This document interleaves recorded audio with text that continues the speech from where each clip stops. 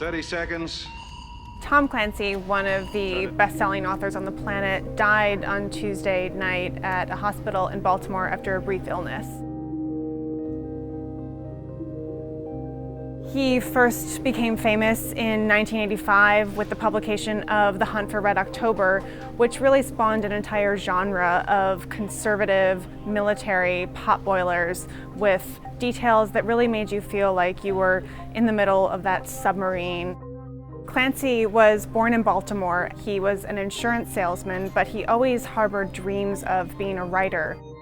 He wrote his first book, The Hunt for Red October, and the Naval Institute Press only paid $5,000 for the manuscript. They managed to get a copy of the book into the hands of a friend of Nancy Reagan. Pretty soon it was passed along to President Reagan, who read it and said that he couldn't put it down. So within days it was a bestseller.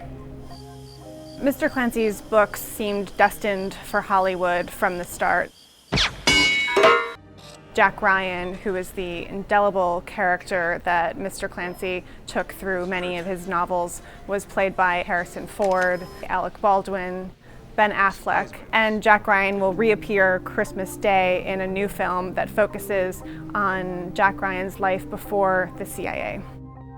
The critics were incredibly favorable from the very beginning. His novel Red Storm Rising was reviewed in the New York Times, and a critic said that it was the verbal equivalent of a high-tech video game. And later, Mr. Clancy would indeed sell many of his books to become video games. His video games were actually so real to life that the military licensed them so that they could use them to train troops in similar procedures. When Mr. Clancy's first book was published, it was full of so much military knowledge that even members of the military suspected that he had access to classified information, which he did not. He was just a military nerd. He had been reading up on military procedures since he was a kid, and he often said to interviewers that he just made stuff up, and sometimes it actually turned out to be true.